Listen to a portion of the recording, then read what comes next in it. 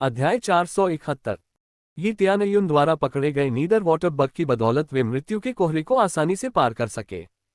उन्हें बस एक ही बात की चिंता थी, वो थी कुछ दानव जानवर जो लगातार ये त्यानयुन पर हमला कर रहे थे।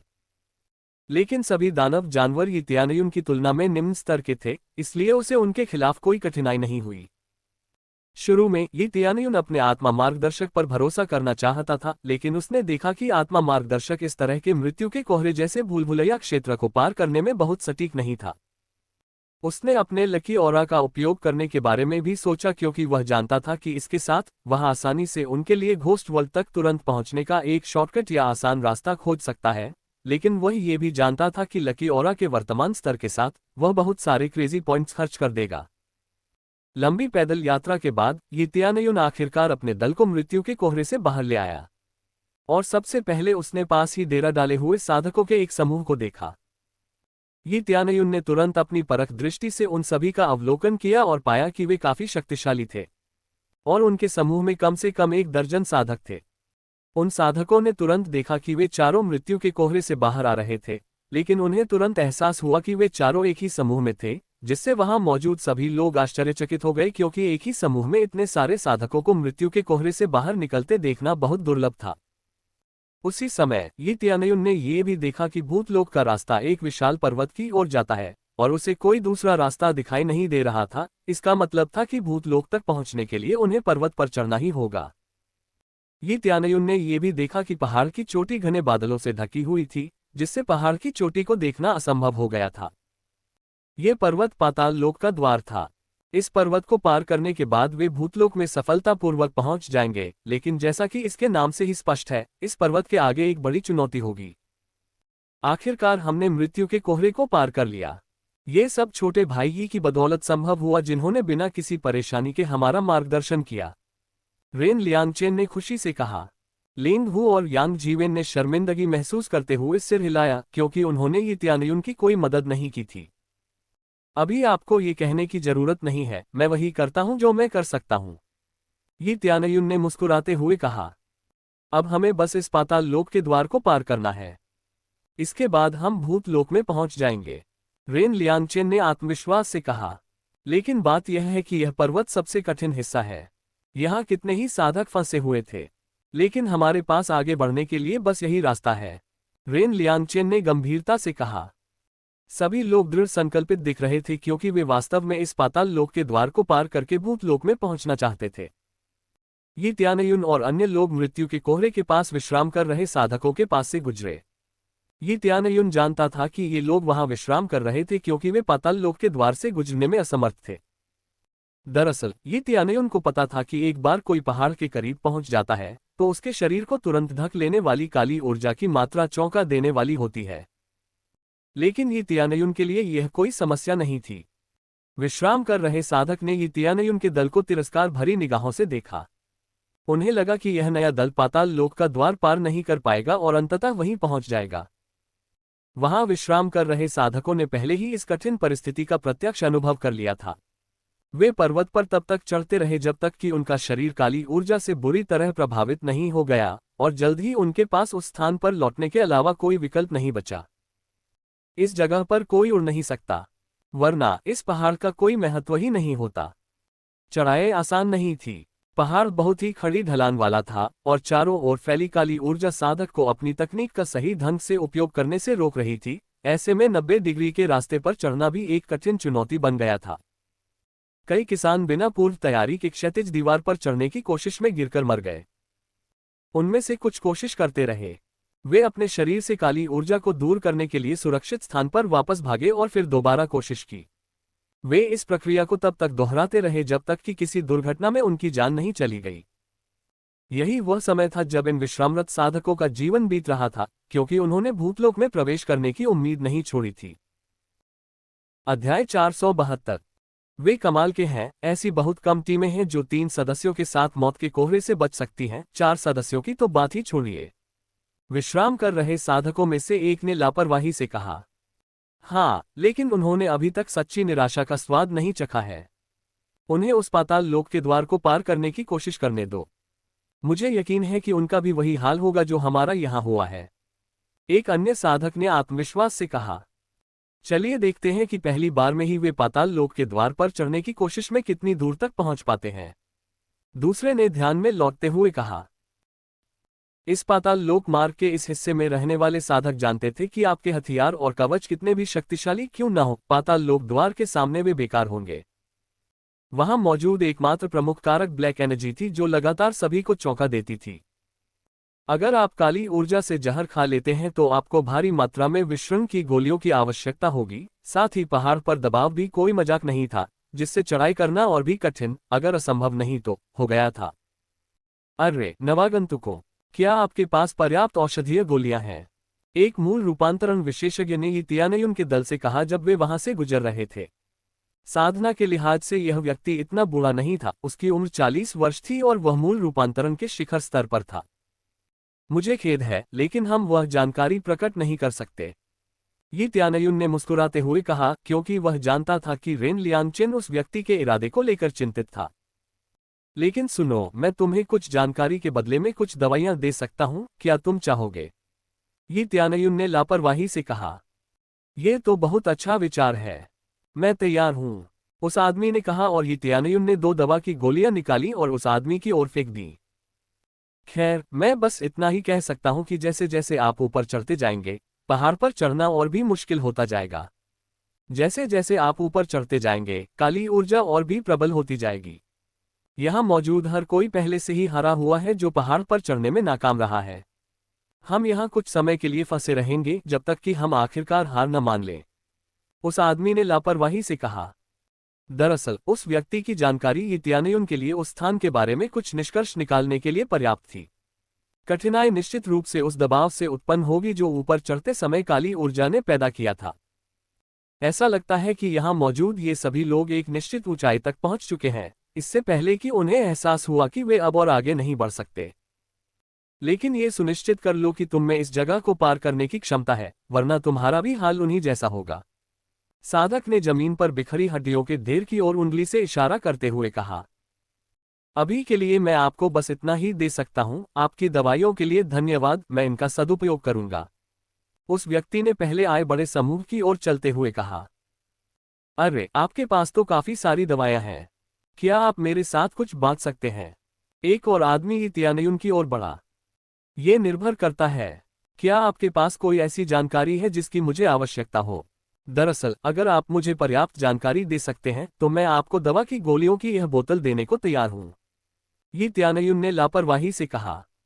नहीं, मेरे पास आपके लिए कोई जानकारी नहीं है, लेकिन मुझे फिर भी वो दवाइयां चाहिए, उस आदमी ने धमकी भरे लहजे में कहा। मैं ऐसा नहीं कर सकता, अगर आपको मुझसे कोई दवा चाहिए तो आपको बदले में कुछ उपयोगी जानकारी देनी होगी, ये तियानयुन ने गंभीरता से कहा। बदतमीजी मत करो, तुम तो अकेले हो, मेरे साथ 3 और लोग हैं, उस आदमी ने कहा और तभी 3 और आदमी उसके पास आ गए। उन्होंने देखा कि तियानयुन दुबला पतला किशोर था, इसलिए उन्होंने उसे डराने का फैसला किया।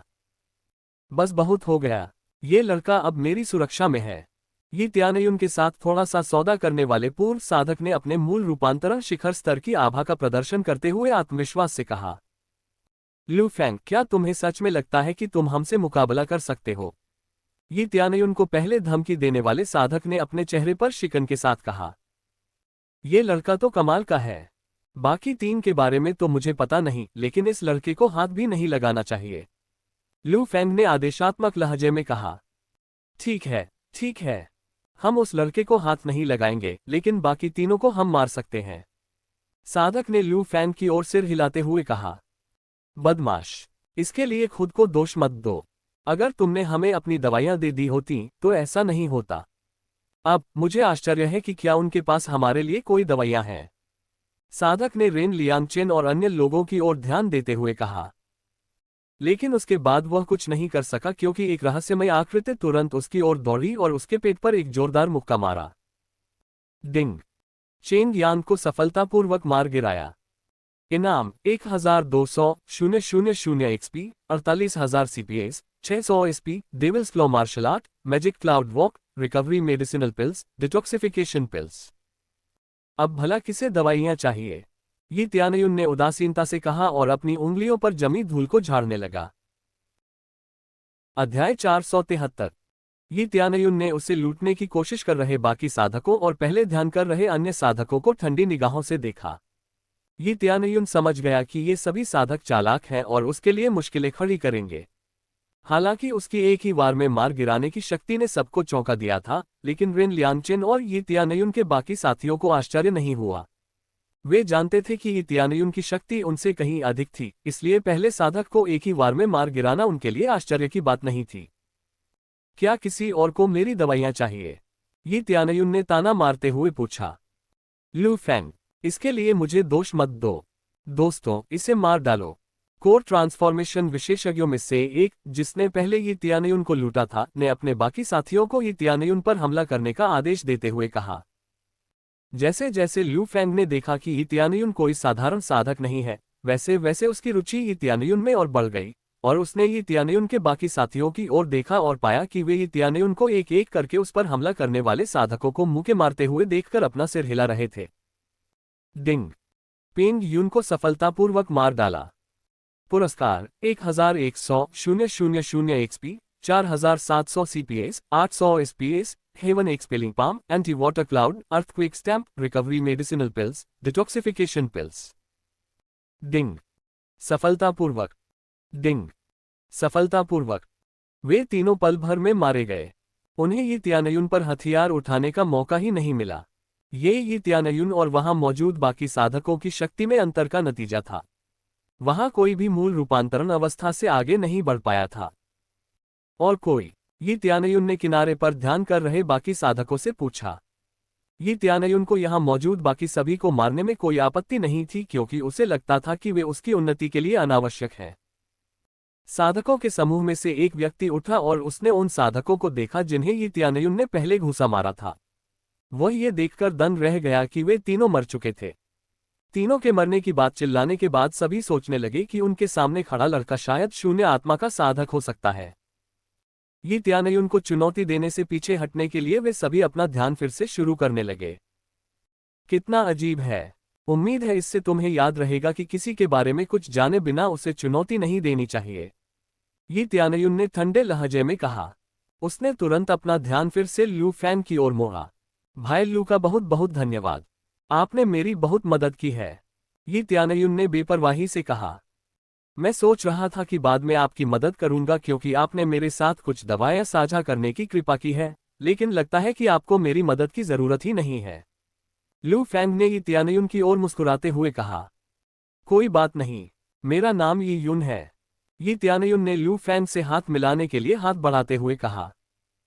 लू फैंग ने अपना नाम बताते हुए कहा। अब छोटे भाई यी से यहां पंगा लेना ठीक नहीं है।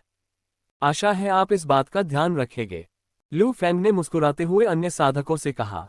साधक लू फैंग की बात सुनकर स्पष्ट रूप से नाखुश थे, लेकिन अब वे कुछ नहीं कर सकते थे, इसलिए उन्होंने अपना ध्यान जारी रखने का फैसला किया। भाई लू, क्या कोई सफलतापूर्वक पहाड़ पर चढ़ पाया है? यी त्यानयुन ने उत्सुकता से पूछा। जी हाँ, कुछ समय पहले ही 2 लोग पहाड़ पर चढ़े थे। ऐसा लगता है कि पहाड़ पार करने के लिए कुछ कौशल की आवश्यकता थी। इस जगह के समान गुण होने से मदद मिलेगी। विशेषता? क्या आपका मतलब डार्क एट्रीब्यूट से है? यी त्यानयुन ने अपने अनुमानों की पुष्टि करने की कोशिश करते हुए कहा। हाँ, काली ऊर्जा के खिलाफ प्रतिरोध क्षमता होना भी मददगार साबित हुआ, लू फैंग ने अपनी जानकारी के आधार पर कहा। लेकिन चाहे कुछ भी हो, आपको सावधान रहना होगा।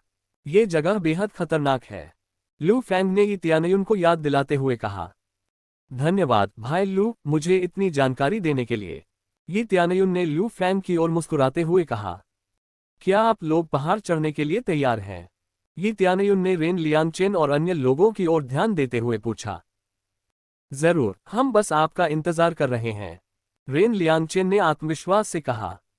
बाकी साधकों ने यी त्यानयुन और उसके साथियों का मजाक उड़ाना शुरू कर दिया, क्योंकि उन्हें यी त्यानयुन का दल भोला लगा। उन्होंने तुरंत आपस में शर्त लगा ली कि यी त्यानयुन का दल जल्द ही बिखर जाएगा और अंततः यही लौट आएगा। जल्द ही यी त्यानयुन के दल ने अपने शरीर को अपनी आभा से ढककर पहाड़ की तलहटी की ओर बढ़ना शुरू किया, लेकिन काली ऊर्जा ने तुरंत उनके शरीर को जकड़ लिया। उन्होंने बस अपने दांत भींच लिए और दर्द को सहन किया, क्योंकि वे जानते थे कि वर्तमान स्थिति के बारे में शिकायत करने का कोई फायदा नहीं है। ये त्यानयुन की बात करें तो वह बिना किसी आभा के सीधे अंदर आ गया और तुरंत ही उसने अपनी स्वर्ग निगलने वाली दिव्य गुप्त कला को सक्रिय कर दिया। उसके चारों ओर की काली ऊर्जा तुरंत उसके शरीर की ओर खींची चली गई और अविश्वसनीय गति से उसे सोख लिया। वह लगातार अनुभव प्राप्त करते हुए पहाड़ पर चढ़ रहा था। अध्याय 474। अन्य लोगों के लिए ये केंद्रित काली ऊर्जा एक बुरे सपने जैसी थी, लेकिन ये त्यानयुन के लिए यह अनुभव प्राप्त करने का एक और साधन मात्र था। दुर्भाग्यवश ये त्यानयुन को आगे बढ़ना होगा और अपना मिशन पूरा करना होगा। अगर ऐसा न होता तो वह यहीं रुककर जितना हो सके उतनी काली ऊर्जा को अवशोषित करना पसंद करता। 7800 एक्सपीरियंस, 8200 एक्सपीरियंस, 9400 एक्सपीरियंस प्राप्त करें। जैसे जैसे वह पहाड़ पर चढ़ता गया, अनुभव की मात्रा बढ़ती गई। इसका मतलब ये था कि काली ऊर्जा जितनी तीव्र होती, ऊंचाई उतनी ही अधिक होती जाती। फिर भी ये त्यानयुन के लिए ये सुखद था क्योंकि वह बिना किसी चुनौती के आसानी से पहाड़ की चोटी तक पहुंच गया। ये त्यानयुन रेन लियांगचेन के पीछे पीछे चल रहा था क्योंकि वह उन्हें पीछे नहीं छोड़ना चाहता था। शुरुआत में रेन लियांगचेन और बाकी लोग पहाड़ पर तेजी से चढ़ रहे थे, लेकिन अब उनकी गति काफी धीमी हो गई थी। वे चट्टानी पहाड़ पर लगभग 50 मीटर चढ़ चुके थे। ये त्यानयुन कह सकती थी कि वे लगभग आधे रास्ते तक पहुंच चुके थे, लेकिन शिखर अभी भी काले बादलों से ढका हुआ था, इसलिए ये कहना मुश्किल था कि शिखर कहाँ होगा। रेन लियांगचेन और बाकी लोग काली ऊर्जा से घिरे हुए थे, उनका लगभग पूरा शरीर काला हो गया था, लेकिन फिर भी उन्होंने हिम्मत नहीं हारी और चढ़ाई जारी रखी। ये त्यानयुन ने देखा कि उसे प्रति सेकंड लगभग 30,000 एक्सपी मिल रहे थे। यह देखकर वह थोड़ा परेशान हुआ। इसका मतलब यह था कि इस ऊंचाई पर मौजूद काली ऊर्जा की मात्रा का प्रतिरोध करना मुश्किल था। ये त्यानयुन सोच रही थी कि क्या रेन लियांगचेन और अन्य लोग हार मान लेंगे। अरे देखो, वे लगभग 50 मीटर के निशान पर पहुंच गए हैं। नीचे मौजूद साधकों में से एक ने ये त्यानयुन की टीम के बारे में दूसरों को बताने के लिए चिल्लाकर कहा। वे तो भाग्यशाली हैं, इतने कम ही साधक पहली कोशिश में उस मुकाम तक पहुंच पाते हैं। एक अन्य साधक ने उदासीनता से कहा, भाइयों, हमें जल्दी करनी होगी, हम उन लोगों को अपना भाग्य तय नहीं करने दे सकते। रेन लियांगचेन ने अपने साथियों से कहा। बिल्कुल भाई, अभी तो काम खत्म नहीं हुआ है, यांग जीवेन ने दांत भींचते हुए और ऊपर चढ़ते हुए कहा। दूसरी ओर लेंग हू ने कुछ नहीं कहा, लेकिन उसके चेहरे के भावहीन चेहरे ने सब कुछ बयां कर दिया। इस नए दृढ़ संकल्प के साथ उनकी गति पहले से थोड़ी तेज हो गई थी और जल्द ही वे 50 मीटर का निशान पार कर गए, जिससे नीचे उनकी गतिविधियों को देख रहे सभी लोग आश्चर्यचकित रह गए। ये त्यानयुन ने संतुष्टि भरे चेहरे के साथ सिर हिलाया। दल ने जो दृढ़ इच्छाशक्ति दिखाए वह सराहनीय थी। अब ये त्यानयुन उन्हें अपने स्वर्गीय बादलों के महल में आमंत्रित करने के लिए और भी उत्सुक थे। साधना का मार्ग आसान नहीं था। ये त्यानयुन के लिए एक साधक के पास सबसे अच्छी चीज जन्मजात क्षमता नहीं, बल्कि उच्च स्तर तक पहुंचने का दृढ़ संकल्प था। नीचे के साधक अभी भी रेन लियांगचेन की टोली के बारे में बात कर रहे थे, क्योंकि वे इस बात से हैरान थे कि नवागंतुकों ने अपने पहले ही प्रयास में 50 मीटर का निशान पार कर लिया। अब सभी रेन लियांगचेन की टोली को एक नए नजरिए से देखने लगे थे, क्योंकि वे जानते थे कि वे कोई मामूली टोली नहीं है। लेकिन उसी समय यांग जीवेन, जिसकी साधना शक्ति अन्य सभी में सबसे कम थी, कांपने लगा क्योंकि काली ऊर्जा उसके शरीर में उसकी सहन शक्ति से कहीं अधिक फैल गई थी। उसकी पकड़ कमजोर हो गई और वह गिरने लगा क्योंकि उसमें अब पकड़ने की ताकत नहीं बची थी। भाई यांग, रेन लियांगचेन ने चिल्लाकर कहा जब उसने देखा कि यांग जीवेन गिर गया है। लेकिन सौभाग्य से तुरंत ही यांग जीवेन की ओर एक रस्सी फेंकी गई, जिससे उसकी जान बच गई। रस्सी फेंकने वाला कोई और नहीं बल्कि खुद ही त्यानयुन था। फिर उसने यांग जीवेन को ऊपर खींच लिया क्योंकि वे दोनों साथ मिलकर भूतलोक पहुंचना चाहते थे। लेकिन साथ ही काली ऊर्जा को अवशोषित करने से प्राप्त अनुभव की मात्रा दोगुनी हो गई है। ये त्यानयुन ने तुरंत महसूस किया कि ऐसा यांग जीवेन से खुद को बांधने के बाद उसके चारों ओर काली ऊर्जा में अचानक वृद्धि के कारण हुआ था। छोटे भाई, इसे नीचे उतारो, ऐसा करने से तुम अपना बोझ खुद बढ़ा लोगे, काली ऊर्जा तुम पर दुगुनी हो जाएगी, रेन लियांगचेन ने जल्दी से कहा। नीचे खड़ा दूसरा साधक भी ये त्यानयुन का इस तरह की जगह पर वीर बनने की कोशिश करने पर मजाक उड़ा रहा था, लेकिन ये त्यानयुन के लिए यह एकदम सही मौका था। वह यांग जीवेन को भूतलोक तक पहुंचाने में मदद करते हुए और भी अनुभव प्राप्त कर सकता था। कृपया जारी रखिए, मुझे पता है मैं क्या कर रहा हूं, ये त्यानयुन ने लापरवाही से कहा। रेन लियांगचेन ने ये त्यानयुन को अजीब नजरों से देखा। वह जानता था कि चाहे वह कुछ भी कहे, ये त्यानयुन अपना इरादा नहीं बदलेगा। इसलिए उन्होंने ये त्यानयुन को सिर हिलाकर सहमति दी और तुरंत चोटी की ओर दौड़ पड़े।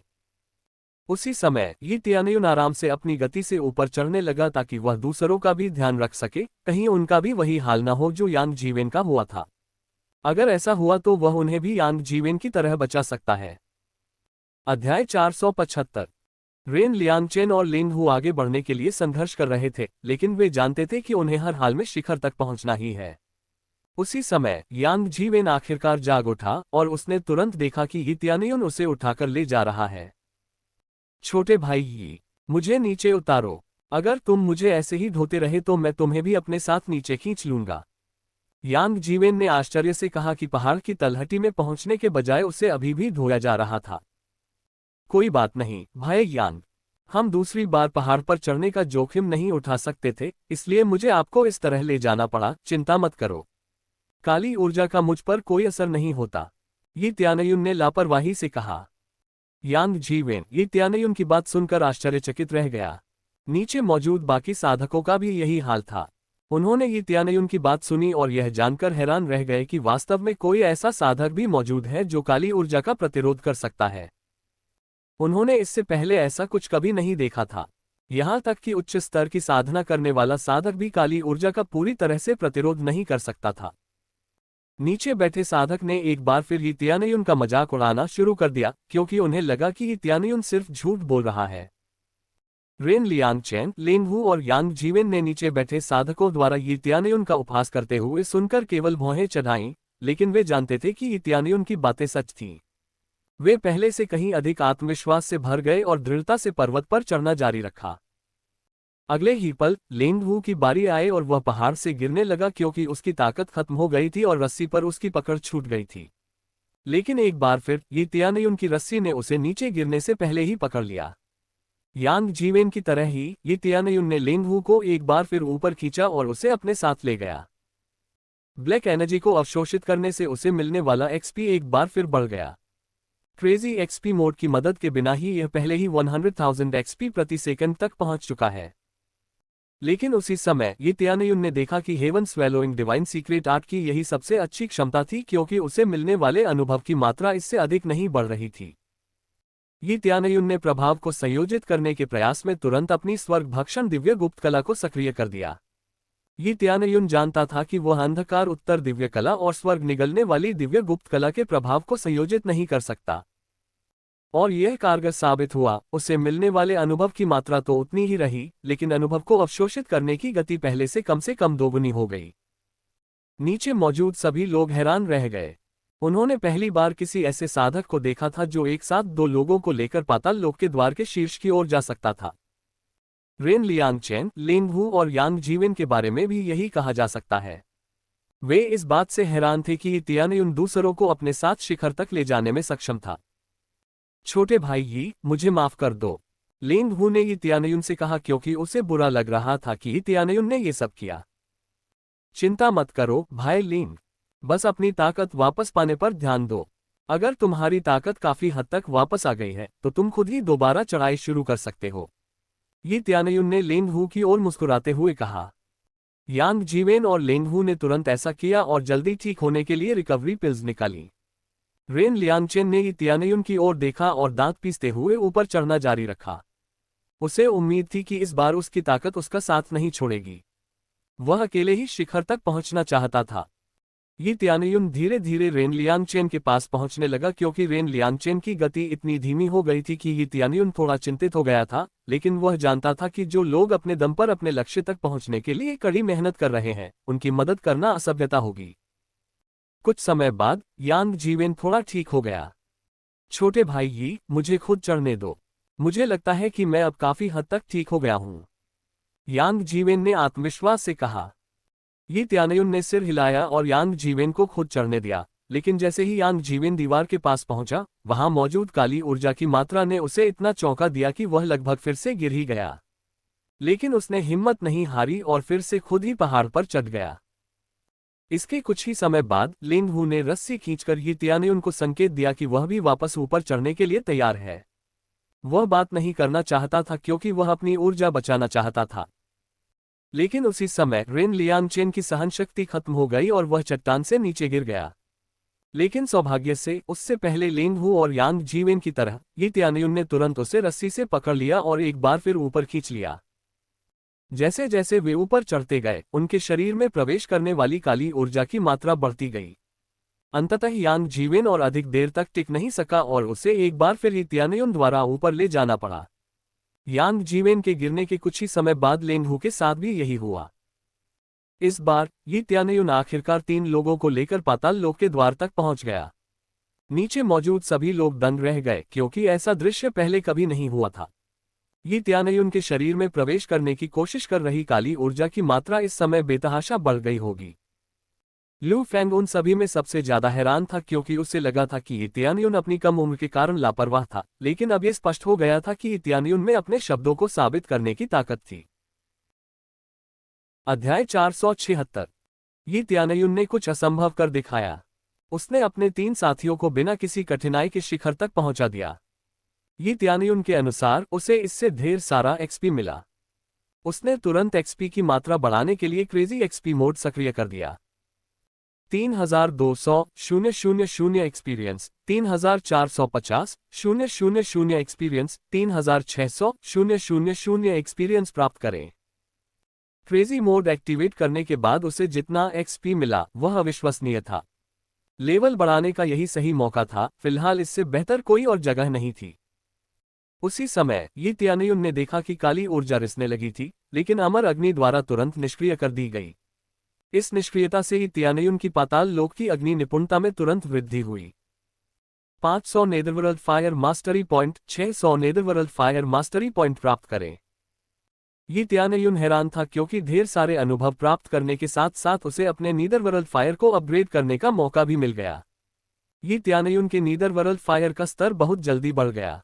ये तियानयुन को आश्चर्य हुआ क्योंकि यह बहुत सुविधाजनक था। लेकिन अब ये तियानयुन को शिखर तक पहुंचने पर ध्यान केंद्रित करना था क्योंकि वह जानता था कि उसके दल के बाकी सदस्य पहले ही कमजोर पड़ चुके थे।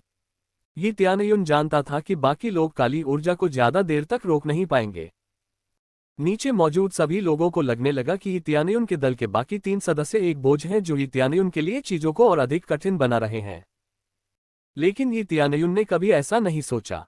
इसके बजाय वह अन्य तीनों को भूत लोक तक पहुंचाने के लिए दृढ़ संकल्पित था क्योंकि उसे बाद में उन सभी की आवश्यकता अपने स्वर्गीय बादलों के महल में शामिल होने के लिए थी। लेकिन निचले स्तर के साधकों को ये बात पसंद नहीं आई। उन्हें ये तियानयुन का रवैया पसंद नहीं आया और इसलिए उन्होंने ये तियानयुन को गिराने की योजना बनाना शुरू कर दिया। वे जल्द ही काले बादल तक पहुंच जाएंगे, वहां उन्हें ठीक से दिखाई नहीं देगा। मुझे लगता है कि उन पर हमला करने का यही सही समय है, एक साधक ने आत्मविश्वास से कहा। हाँ, वे बिना ये जाने कि क्या होगा काले बादल से होकर गुजरेंगे। एक अन्य साधक ने आपस में हंसते हुए कहा।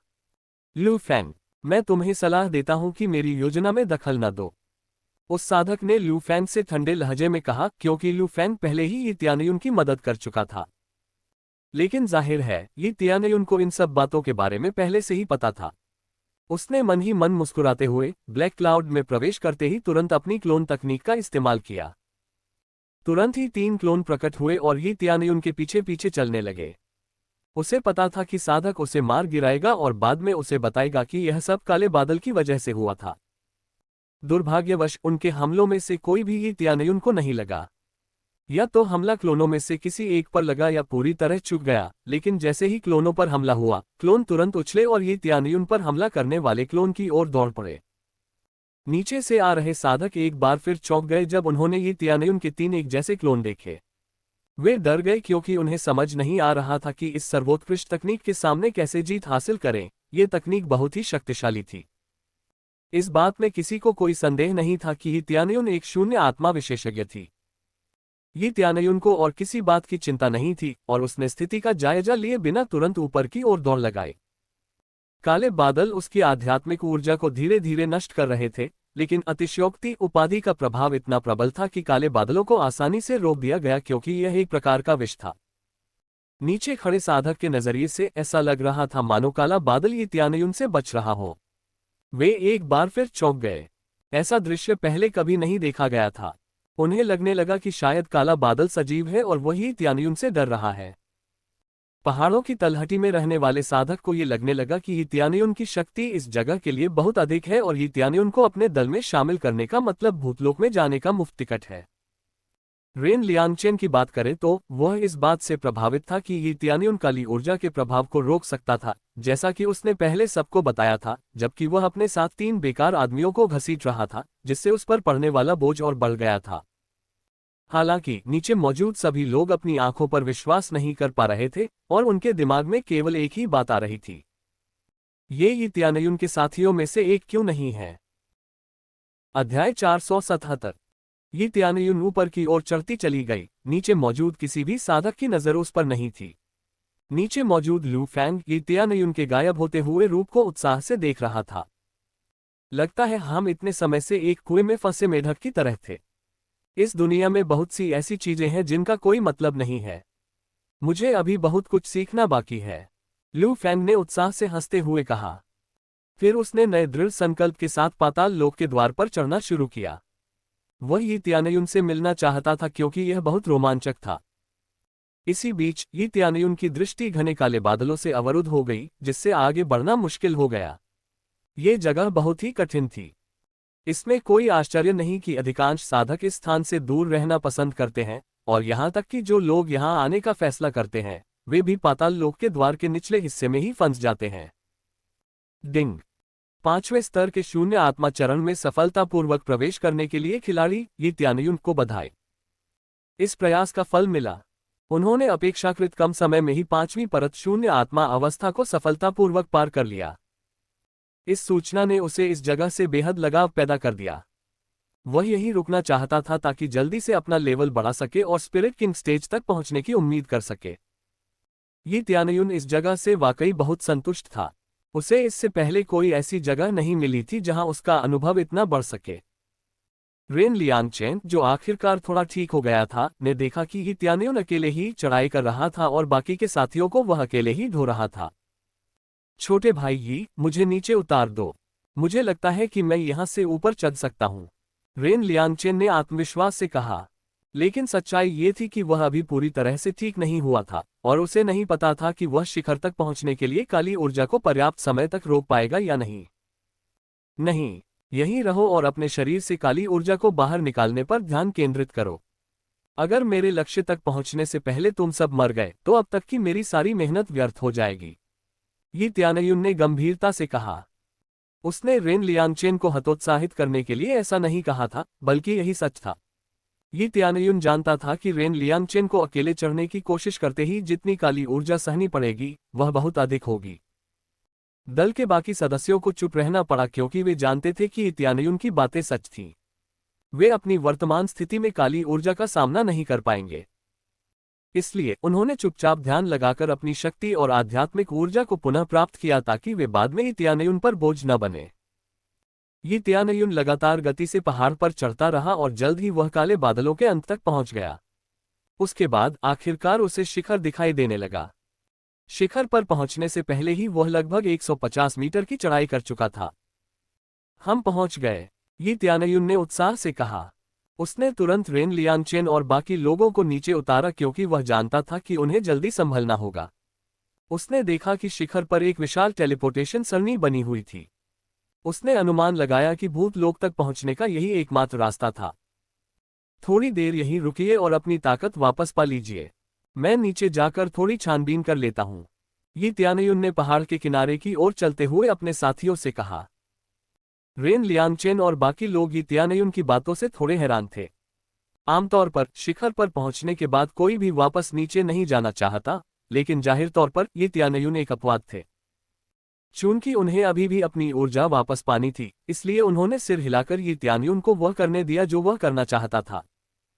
यित्यानयुन तुरंत नीचे उतरा, लेकिन उसका इरादा बिल्कुल तल तक जाने का नहीं था। वह काले बादलों के पास रुका और तुरंत अपनी दिव्य शक्ति से उसे आत्मसात कर लिया। यित्यानयुन जानता था कि उसे पहले ट्रांसेंडेंस उपाधि को हटाना होगा ताकि काले बादल उसे वैसे ही घेर सके जैसा कि होना चाहिए। निश्चित रूप से काले बादल तुरंत यित्यानयुन की ओर बढ़ने लगे और उसके शरीर पर आक्रमण करने का प्रयास करने लगे। लेकिन यित्यानयुन के शरीर के भीतर मौजूद पाताल लोक की अग्नि ने तुरंत प्रतिक्रिया करते हुए काले बादलों को निगल लिया। ये त्यानयुन को इनाम के तौर पर एक्सपी मिलने के बजाय नेदरवर्ल्ड की अग्नि महारत भरपूर मात्रा में मिल गई। 2200 netherworld fire mastery point 3100 netherworld fire mastery point प्राप्त करता है। कुछ समय तक नेदरवर्ल्ड की अग्नि महारत के लिए ब्लैक क्लाउड्स को अवशोषित करने के बाद आखिरकार ये त्यानयुन ने वह सूचना ध्वनि सुनी जिसे वह काफी समय से सुनना चाहता था। डिंग। नेदरवर्ल्ड की अग्नि को सफलतापूर्वक उच्च श्रेणी की पृथ्वी स्तर की अग्नि में अपग्रेड करने के लिए खिलाड़ी ये त्यानयुन को बधाई। अगले स्तर पर पहुंचने के लिए 10,000 महारत अंक आवश्यक है। अंततः पाताल लोक की अग्नि का स्तर बढ़ गया। ये त्यानयुन के चारों ओर एकत्रित काले बादलों की मात्रा लगातार बढ़ती जा रही थी क्योंकि पाताल लोक की अग्नि पहले की तुलना में कहीं अधिक तेजी से बादलों को अवशोषित कर रही थी। 11.200 netherworld fire mastery point 12.300 netherworld fire mastery point प्राप्त करता है। जो काला बादल पहले बहुत घना था वह हर सेकंड पतला होता जा रहा था क्योंकि त्यानयुन उसे अपने अंदर समाहित कर रहा था। अन्य साधक इस काले बादल को सहन नहीं कर पा रहे थे क्योंकि इसमें दीवार से निकलने वाली काली ऊर्जा के समान गुण थे, लेकिन ये त्यानयुन के लिए ये सब व्यर्थ ही था। आखिरकार ये त्यानयुन दिव्य राष्ट्र की सेना के खिलाफ होने वाली लड़ाई के लिए खुद को मजबूत करने का प्रयास कर रहा था। भले ही वह स्पिरिट किंग स्टेज तक साधना कर ले, फिर भी ये पर्याप्त नहीं हो सकता। हालांकि तल पर मौजूद लोग ये देखकर हैरान थे कि काले बादल पल पल पतले होते जा रहे थे। वे उसे देखते रहे, यह उम्मीद करते हुए कि वह गायब हो जाएगा, क्योंकि पाताल लोक के द्वार को पार करने का सबसे कठिन हिस्सा तो गायब होना ही था। लेकिन किसी को नहीं पता था कि यह सब ये त्यानयुन का किया धरा था। अध्याय 478। जैसे ही काले बादल हवा जितने पतले हो गए, नीचे मौजूद साधकों को आखिरकार काले बादलों पर एक आकृति दिखाई दी। वे ये देखकर बेहद हैरान रह गए कि वह आकृति वही थी जिसने काले बादल को सोख लिया था, और वह आकृति कोई और नहीं बल्कि ही त्यानयुन थी। वे सब अचंभित रह गए क्योंकि कुछ देर पहले उन्होंने बहादुरी से ये त्यानयुन को चुनौती दी थी, लेकिन अब उन्होंने देखा कि ये त्यानयुन उनकी सोच से कहीं अधिक शक्तिशाली था, क्योंकि ये त्यानयुन आसानी से उस काले बादल को भी अवशोषित कर सकता था जो इतने समय से उनके लिए अभिशाप बना हुआ था। ये त्यानयुन ने सबकी उत्सुक निगाहों को अनसुना कर दिया और कुछ देर पहले की तरह ही ब्लैक क्लाउड को आत्मसात करता रहा। उसे इन साधकों में से किसी की भी परवाह नहीं थी, इसलिए उनके अस्तित्व को स्वीकार करने की भी कोई आवश्यकता नहीं थी। पहाड़ पर काफी ऊंचाई तक चढ़ चुके लू फैन को सबसे ज्यादा झटका लगा, लेकिन उन्होंने ये त्यानयुन की प्रशंसा करने के लिए अपनी गति धीमी नहीं की। उसने ये त्यानयुन से मिलने के लिए अपनी गति बढ़ा दी। आखिरकार ये त्यानयुन द्वारा काले बादल को अवशोषित करने के बाद उसका रास्ता कितना आसान हो गया था। उसी समय नीचे बैठे साधक ने तुरंत उन सभी को लू फैन का अनुसरण करने के लिए प्रोत्साहित किया और वे भूतलोक पहुंच गए। फिर वे तुरंत पहाड़ पर चढ़ने लगे। शायद ये पहली बार था कि पाताल लोक के द्वार पर एक साथ इतनी सारी चुनौतियां थीं। आखिरकार उन्हें यह नहीं पता था कि इसके बाद काले बादल फिर से पैदा होंगे या नहीं। उसी समय ये त्यानयुन ने महसूस किया कि पहाड़ पर मौजूद काले बादलों की मात्रा कम हो गई है, जिसके बाद उसने अपनी भौहें सिकुड़ी। दरअसल उसने देखा कि पहाड़ पर मौजूद काली ऊर्जा कम हो गई थी, लेकिन सौभाग्य से उसकी पाताल लोक की अग्नि शक्ति में लाखों की वृद्धि हो गई थी। यह क्या है?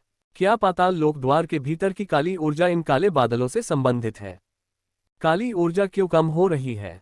ये त्यानयुन ने झुंझलाहट भरे स्वर में स्वयं से कहा। इसी बीच काले बादलों को गायब होते देख ऊपर की ओर दौड़ पड़े साधक बेहद प्रसन्न हुए। उन्हें अब उस काली ऊर्जा का एहसास नहीं हो रहा था जो माना जाता था कि पहाड़ को घेरे हुए है। उन्हें अपने शरीर पर किसी भी प्रकार की काली ऊर्जा का प्रभाव महसूस नहीं हो रहा था। वे सभी इस अजीब घटना से हैरान थे, लेकिन उन्हें कोई आपत्ति नहीं थी। खतरनाक इलाके के लगातार दबाव के अलावा भूतिया दुनिया की ओर उनके रास्ते में और कुछ भी बाधा नहीं थी। ये त्यानयुन ने आह भरी, ये सोचकर कि वह यहाँ कई स्तर ऊपर चढ़ सकता था, लेकिन असल में वह केवल 1.5 स्तर ही ऊपर चढ़ पाया। ये त्यानयुन को अचानक बेबसी महसूस हुई क्योंकि अब वह वहां कुछ भी नहीं कर सकता था। इसलिए उसने पहाड़ पर चढ़ने की कड़ी कोशिश कर रहे बाकी साधकों की ओर एक नजर भी नहीं डाली और वापस उस चोटी पर लौट गया जहां रेन लियांगचेन और अन्य लोगों को अपनी खोई हुई आध्यात्मिक ऊर्जा को पुनः प्राप्त करने के लिए ध्यान करना था। ये त्यानयुन जानता था कि रेन लियांगचेन और बाकी लोगों को इस समय तक ध्यान समाप्त कर लेना चाहिए था, लेकिन जब वह फिर से शिखर पर पहुंचा तो रेन लियांगचेन आश्चर्यचकित रह गया और उसने तुरंत उससे पूछा, छोटे भाई, नीचे क्या हो रहा है? क्या तुमने अभी अभी काली ऊर्जा को अवशोषित किया? रेन लियांगचेन ने उत्सुकता से पूछा।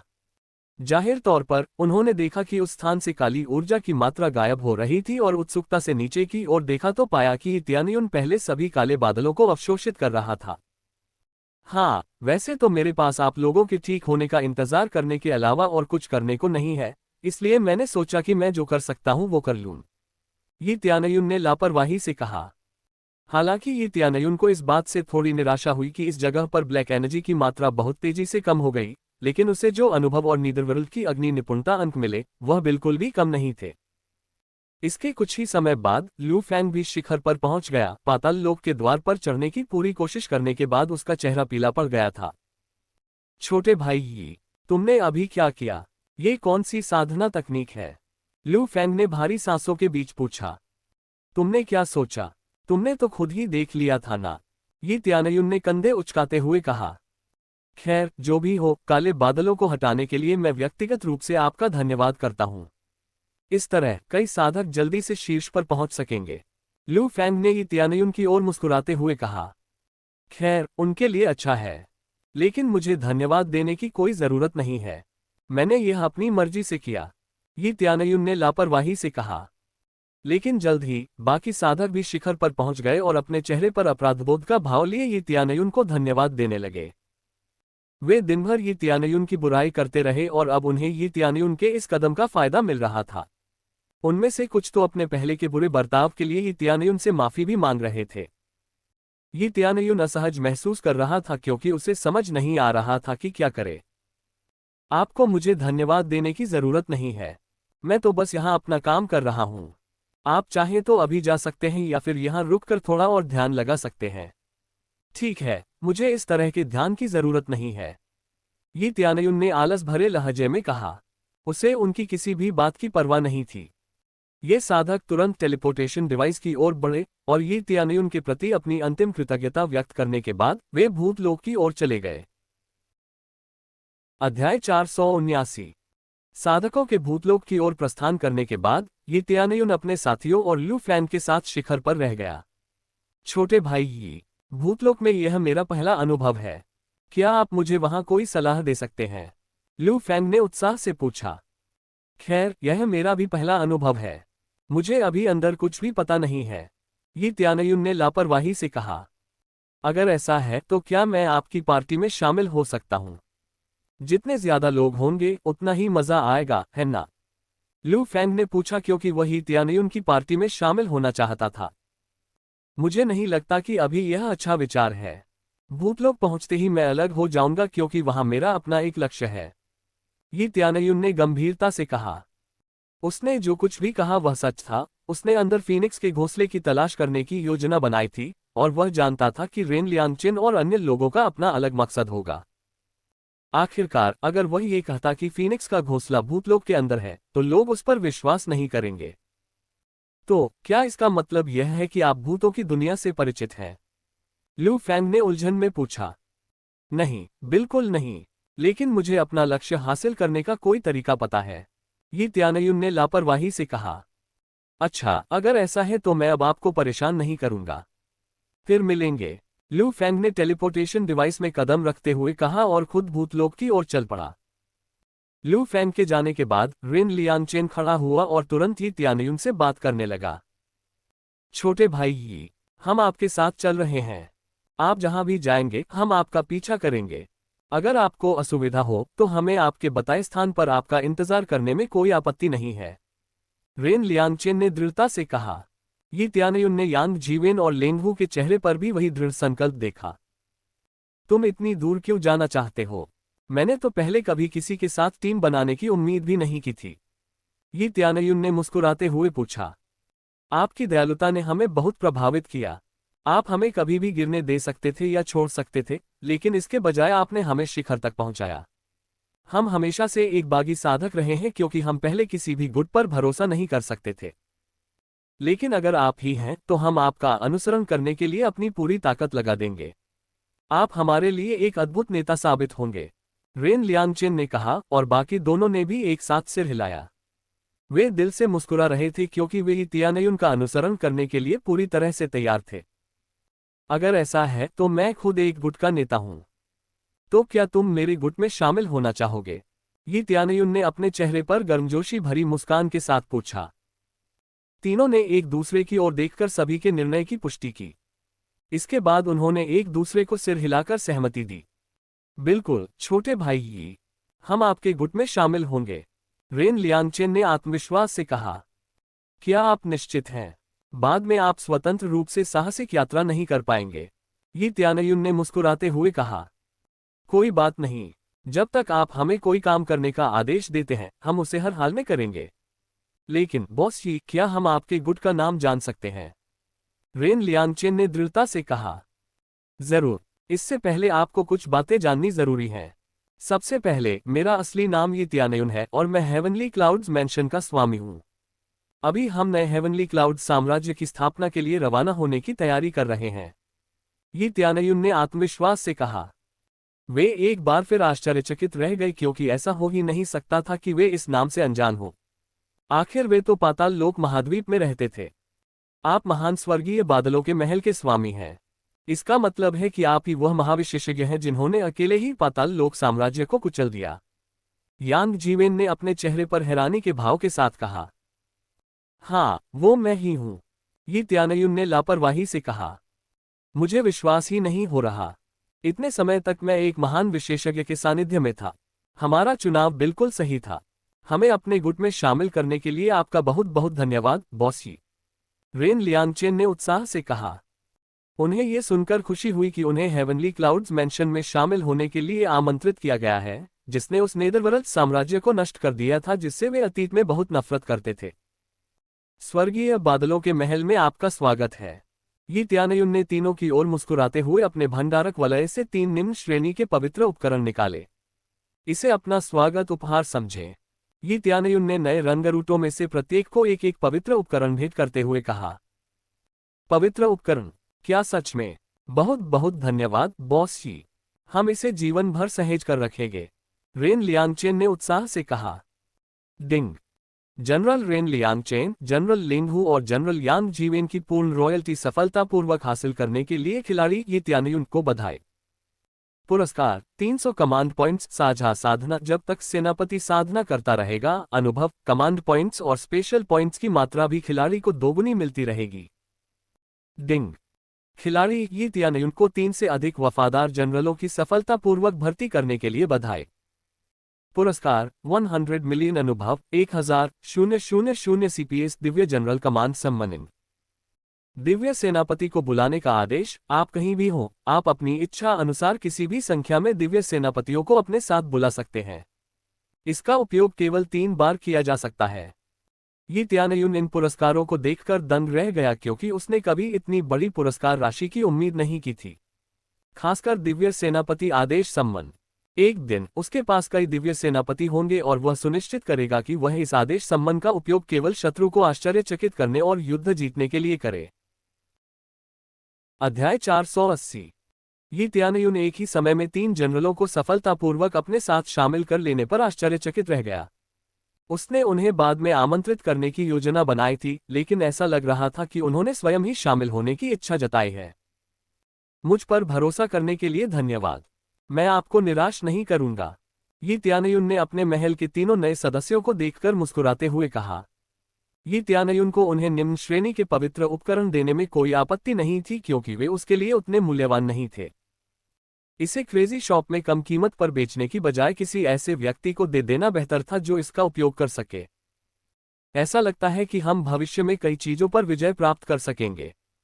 हमारा जीवन अब उबाऊ नहीं रहेगा, यांग जीवेन ने ये त्यानयुन से प्राप्त पवित्र उपकरण को सहलाते हुए कहा। वह इतनी कीमती चीज पाकर बहुत उत्साहित था। बहुत अच्छा लगा कि आपको ये पसंद आया। अब मुझे भूतलोक जाना है, ये त्यानयुन ने लापरवाही से कहा। वह तुरंत टेलीपोर्टेशन एरे की ओर चल पड़ा। मुझे ये कहते हुए खेद हो रहा है, लेकिन मैं आपको उस जगह नहीं ले जा सकता जहां मुझे जाना है, ये त्यानयुन ने गंभीरता से कहा। हम जानते हैं, हमने आपकी बात पहले ही सुन ली थी। हम भूतलोक में ही आपके लौटने का इंतजार करने के लिए जगह ढूंढ लेंगे। आखिरकार भूतलोक पहुंचने का हमारा लक्ष्य तो बस कुशलतापूर्वक साधना करना है, लेकिन अब जब हम आपके नेतृत्व में हैं, तो यह और भी अधिक आशाजनक लगता है, रेन लियांगचेन ने आत्मविश्वास से कहा। ठीक है, मेरे वापस आने के बाद हम हेवनली क्लाउड्स मैंशन लौटेंगे, ये त्यानयुन ने आदेशात्मक लहजे में कहा। तीनों ने सहमति में सिर हिलाया और ये त्यानयुन के साथ टेलीपोर्टेशन एरे में प्रवेश कर गए। पलक झपकते ही वे पहाड़ की चोटी से गायब हो गए। ये त्यानयुन ने पाताल लोक के द्वार पर काली ऊर्जा का एक छोटा सा कण ही छोड़ा, क्योंकि वह नहीं जानता था कि अगर वह उन सभी को सोख लेता तो क्या होता। लेकिन वह जानता था कि काली ऊर्जा समय के साथ अवश्य पुनर्जीवित हो जाएगी। ये त्यानयुन को टेलीपोर्ट होते ही तैरने जैसा एहसास हुआ और पलक झपकते ही वह हरे भरे घास के मैदान में पहुंच गया। लेकिन जहां तक उसकी नजर जाती वहां हरे भरे घास के मैदान के सिवा कुछ नहीं था। ये त्यानयुन ने यह भी महसूस किया कि वह बिल्कुल अकेला था। इसका मतलब यह था कि टेलीपोर्टेशन एरे ने उन्हें किसी दूसरे क्षेत्र में भेज दिया था। दूसरे शब्दों में, उसे बाद में किसी न किसी तरह उन्हें ढूंढना ही होगा। उसके पास डिवाइन जनरल कमांड समनिंग का उपयोग करने का विकल्प था, लेकिन जैसा कि वह जानता था कि वह इसका उपयोग केवल 3 बार कर सकता है, इसलिए यहां इसका उपयोग करना व्यर्थ होगा। ये त्यानयुन ने अपने आसपास का जायजा लिया और इस इलाके में उसे कुछ भी खतरनाक नहीं दिखा, लेकिन वह अब चैन से नहीं बैठ सका। वह जानता था कि यह भूतलोक उस पाताललोक मार्ग से कहीं ज्यादा खतरनाक है जिससे वह पहले गुजरा था। इस जगह को भूतलोक इसलिए कहा जाता था क्योंकि यहाँ सूरज तेज चमकने के बावजूद ठंड रहती थी, और सबसे महत्वपूर्ण बात यह थी कि यहाँ पाताल लोक का गुण प्रमुख था। नेदरवर्ल्ड एट्रीब्यूट एक व्यापक श्रेणी थी जिसमें आइस एट्रीब्यूट भी शामिल था। नेदरवर्ल्ड एट्रीब्यूट की प्रकृति इसकी शीतलता से स्पष्ट थी। वास्तव में शीतलता से संबंधित लगभग सभी एट्रीब्यूट को नेदरवर्ल्ड एट्रीब्यूट के अंतर्गत माना जा सकता था। तो इस हिसाब से ये जगह उस गुण वाले लोगों के लिए साधना करने के लिए सबसे अच्छी जगह थी। यहाँ लगातार घूमने वाले भूत को छोड़कर ये जगह लगभग स्वर्गिक सीमा महाद्वीप जैसी ही दिखती थी। लेकिन जब ये त्यानयुन कुछ देर इधर उधर घूमता रहा तो उसे तुरंत एहसास हुआ कि वह कहीं नहीं जा रहा है। उसने तुरंत निष्कर्ष निकाला कि उसे वास्तव में अपने तीनों नए जनरलों की यहाँ अभी आवश्यकता है। उसने तुरंत डिवाइन जनरल कमांड समनिंग का उपयोग करके तीनों जनरलों को तुरंत अपने पास टेलीपोर्ट कर लिया। एक कमांड प्रॉम्प्ट तुरंत पॉप अप हो गया और उसने देखा कि यदि वह चाहे तो वह जूफी को भी बुला सकता है, लेकिन जूफी के लिए अभी यहां आना बहुत मुश्किल होगा क्योंकि वह अभी भी स्पिरिट कोर स्टेज में था। इसलिए उसने केवल अन्य 3 नामों को चुना और तुरंत कमांड को सक्रिय कर दिया। वह इलाका तुरंत तेज रोशनी से जगमगा उठा और अचानक वे तीनों ये त्यानयुन के सामने प्रकट हो गए। लेकिन इस बार ये त्यानयुन ने देखा कि रेन लियांगचेन जहर से काला पड़ा हुआ चेहरा लेकर जमीन पर गिर पड़ा है, तो उसकी भौहें तन गईं। भाई रेन, आपको क्या हुआ? यांग जीवेन ने रेन लियांगचेन को बैठने में मदद करते हुए पूछा। उन्होंने तुरंत देखा कि रेन लियांगचेन के शरीर पर कई काटने के निशान थे, जिससे उन्हें तुरंत समझ आ गया कि रेन लियांगचेन को किसी दानव ने जहर दिया है। तुम्हें किस चीज ने जहर दिया? ये त्यानयुन ने उत्सुकता से पूछा। यह एक विषैला सांप था। घास के नीचे इतनी तेजी से रेंगने के बाद इसने मुझे काट लिया, रेन लियांगचेन ने कहा। उसका चेहरा पीला पड़ गया और उसकी नसें काली पड़ गईं। बस करो, तुम्हें आराम करना चाहिए। मैं तुम्हारे लिए एक विषनाशक बनाऊंगा। ये त्यानयुन ने ये कहते हुए तुरंत अपने भंडारक वलय से भट्टी निकाली और विषनाशक गोली बनाना शुरू कर दिया। बॉस, क्या आप रसायन शास्त्री हैं? यांग जीवेन ने अपने चेहरे पर आश्चर्य का भाव लिए पूछा। लेकिन ये त्यानयुन ने विषरंग की गोलियां बनाने पर ध्यान केंद्रित करते हुए प्रश्न का उत्तर नहीं दिया। लेकिन अब वह जानता था कि भूतलोक वास्तव में एक मूल परिवर्तन चरण के साधक के लिए स्वतंत्र रूप से घूमने के लिए खतरनाक था।